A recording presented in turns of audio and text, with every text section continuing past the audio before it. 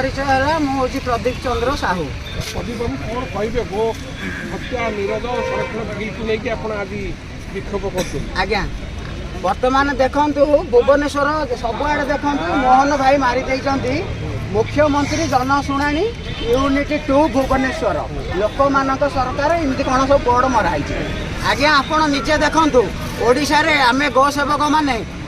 केते थर मुख्यमंत्री के अभियोग कलु